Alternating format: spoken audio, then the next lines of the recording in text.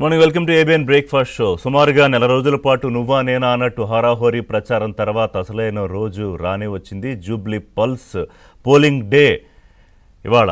So కాసేపటి క్రితమే polling ప్రారంభమైంది. ఉదయం నుంచే సర్ప్రైజింగ్లీ మనకి ఈ సిటీలో పోలింగ్ అంటే దాదాపుగా చాలా మందకొడిగా ఎందుకు వచ్చిందిలే ఇవాళ సెలవు రోజుల చూద్దాం, సినిమాలకు వెళ్దాం, లేకపోతే ఇంకోటి చేద్దాం అనుకునే ఒక మైండ్ సెట్ నుంచి కొద్దిగా ఇవాళ డిఫరెంట్ వాతావరణం కనిపిస్తోంది. బట్ హ్యావింగ్ సెడ్ దిస్ అన్ని చోట్ల కాదు, కొన్ని పోలింగ్ స్టేషన్ల దగ్గరే. ఎందుకంటే గతంలో నెంబర్లు చెప్తాను నేను. 2014లో 50.18%, ఈ ఒక్కసారి మాత్రమే 50% దాటింది ఈ నియోజకవర్గంలో. 2018లో 45.6% సుమారుగా, 2023లో 47.5%, అంటే ఒక్కసారి మాత్రమే 2014లో 50% క్రాస్ అయింది. ఇది అసెంబ్లీ ఎలక్షన్స్లో. ఇదే లోక్సభ ఎన్నికల్లో ఇది సెగ్మెంట్ చూస్తే 2019లో మరి 39%, అంటే 40% కూడా రాలేదు. 2024లో 45% దాటింది. అంటే ఏంటి, యావరేజ్ 50% ఎప్పుడూ లేదు. కానీ ఈసారి ఒక ప్రత్యేకమైన పరిస్థితుల్లో జరుగుతున్న ఉప ఎన్నిక కాబట్టి, మాగంటి గోపీనాథ్ మరణంతో అనివార్యంగా జూబ్లీహిల్స్ ఉప ఎన్నిక వచ్చింది. వారి సతీమణి మాగంటి సునీత బరిలో ఉన్నారు. ఇటు కాంగ్రెస్ పార్టీ అధికారంలో ఉంది, ప్రభుత్వంలో నడిపిస్తోంది. గత ఎన్నికల్లో, గడిచిన అసెంబ్లీ ఎన్నికల్లో ఒక్క సీటు హైదరాబాద్ పరిధిలో కాంగ్రెస్ పార్టీ గెలుచుకోలేకపోయింది. ఆ తర్వాత జరిగిన ఉప ఎన్నిక, కంటోన్మెంట్ ఉప ఎన్నిక కాంగ్రెస్ పార్టీ కైవసం చేసుకుంది. ఇది రెండో ఉప ఎన్నిక, జూబ్లీహిల్స్ ఉప ఎన్నిక. ఎట్టి పరిస్థితుల్లోనూ జూబ్లీహిల్స్లో గెలవాల్సిందే అని ముఖ్యమంత్రి, ఇక ఆయన్ని సర్పంచ్ అన్నారు, లేకపోతే ఎమ్మెల్యే స్థాయి అన్నారు, ఆయన ఏం పట్టించుకోలే, తిరుగుతూనే ఉన్నాడు, ఆయన ప్రచారం చేస్తూనే ఉన్నారు. డివిజన్ల వారీగా మంత్రులకు బాధ్యతలు, ఒక్కొక్క డివిజన్కి 2 మంత్రులు చెప్పిన బాధ్యతలు అప్పచెప్పారు. నిన్న ఉదయం కూడా ఆయన బ్రేక్ఫాస్ట్కి పిలిచి మంత్రుల్ని అసలు ఎలా జరిగింది ప్రచారం, ఏంటి status, everything pin to pin మొత్తం డీటెయిల్ తీసుకున్నారు. సో ఈ ఎన్నికను ఆయన చాలా ప్రెస్టీజియస్గా తీసుకున్న పరిస్థితి. మరోవైపు బీఆర్ఎస్ అయితే సిట్టింగ్ సీటే. అలాగే ఈ నియోజకవర్గం ఏర్పడింది 2009లో, అప్పుడు మాత్రమే కాంగ్రెస్ గెలిచింది. ఆ తర్వాత 3 సార్లు హ్యాట్రిక్ మాగంటి గోపీనాథే గెలిచారు.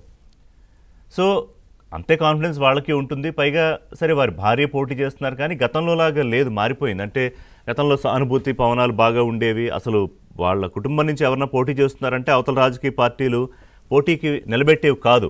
కానీ ఈసారి పరిస్థితి అలా లేదు. ప్రజల యాంగిల్, పర్సెప్షన్ కూడా మారింది. ఇప్పుడంతా చాలా ఒక సైంటిఫిక్ క్యాలిక్యులేషను, ఆ ప్రకారమే ఎన్నిక జరుగుతోంది. సానుభూతి ఇవేం పెద్దగా వర్కౌట్ కావట్లేదు. బట్ ఎంతో కొంత కలిసి రావచ్చు, మనం దాన్ని పూర్తిగా తీసి పాడేలేము. మొత్తం మీద 4 లక్షల మంది, సుమారుగా 4,01,000 పైన ఉన్నారు ఓటర్లు. అందులో 25%, అంటే 1,00,000 మంది ఓటర్లు ముస్లిం మైనారిటీ ఓటర్లు ఉన్నారు. దీనికి సంబంధించి ప్రతి పార్టీ అక్కడ చేయాల్సిన ప్రయత్నాలన్నీ చేసింది. ఇక ముస్లిం మైనారిటీలకు సంబంధించి ఎంఐఎం, కాంగ్రెస్ పార్టీ కీలకమైన సపోర్టు. సరే, ఎంఐఎం ఎవరు అధికారంలో ఉంటే వాళ్ళకి సపోర్ట్గా ఉంటుంది. గతంలో 10 ఏళ్ళు బీఆర్ఎస్తో ఉంది, ఇప్పుడు కాంగ్రెస్ పార్టీతో ఉంది. అలా అని ఒకే వైపున ముస్లింలంతా ర్యాలీ అయిపోతున్నారా ఎంఐఎం వెనకాల అంటే కాదు. ఆ అనుమానంతోనే ముఖ్యమంత్రి హడావుడిగా క్యాబినెట్ ఎక్స్పాన్షన్ కూడా చేశారు. అజారుద్దీన్ని మంత్రిగా క్యాబినెట్లోకి తీసుకున్నారు. సో ఎంతో కొంత అది కలిసి వచ్చే అవకాశం కూడా ఉంటుంది. అంటే కొంత ఓటింగ్కి యాడ్ అయ్యే అవకాశం ఉంటుంది. అంటే పూర్తిగా పాలరైజ్ అయిపోయిందా జూబ్లీహిల్స్లో ఓటింగ్, అంటే హిందూ వర్సెస్ ముస్లింగా విడిపోయిందా అనడానికి కూడా లేదు. అలా అయితే బీజేపీకి బ్రహ్మాండమైన విజయం వచ్చేయాలి కదా. 3 లక్షల మంది ఓటర్లు హిందువులే ఉంటే. బీజేపీ జాతీయవాదం తీసుకొచ్చి ఆ రకమైన ప్రచారం కూడా చేసింది, మీరు హిందువు అయితే బీజేపీకి ఓటేయాలని. ఇదే లంకల దీపక్ రెడ్డి గతంలో అక్కడి నుంచే పోటీ చేశారు, మళ్ళీ ఆయన్నే బరిలోకి నిలిపారు. సో ఇక కాంగ్రెస్ పార్టీ గురించి చెప్పాల్సింది ఏంటంటే, చాలా ఆప్షన్స్, చాలా చర్చల తర్వాత గతంలో ఇదే నియోజకవర్గంలో ఎంఐఎం నుంచి పోటీ చేసిన నవీన్ యాదవ్, ఆయనే అభ్యర్థి. ఇప్పుడు ఆయన చదువుకున్న యువకుడు, బస్తీల్లో బాగా అందరితోనూ మంచి, దాదాపు మరీ అందరు 4 లక్షల మందిని పేరు పెట్టి పిలుస్తారంటే అతిశయోక్తిగా ఉంటుంది. కానీ మెజారిటీగా కీలకమైన ఈ ఓటర్లు, లేకపోతే ఈ సంఘాల నాయకులు, వీళ్ళందరితో చాలా మటుకు ఆయనకి మంచి సంబంధాలు ఉన్నాయి.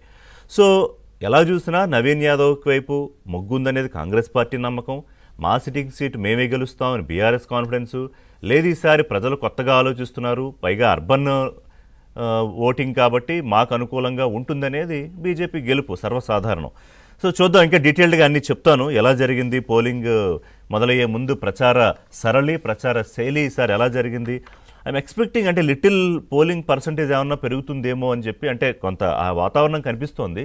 చూద్దాం, నెమ్మదిగా పోలింగ్ అయితే ప్రారంభమైంది కదా. ఒకసారి మా కరెస్పాండెంట్ శశి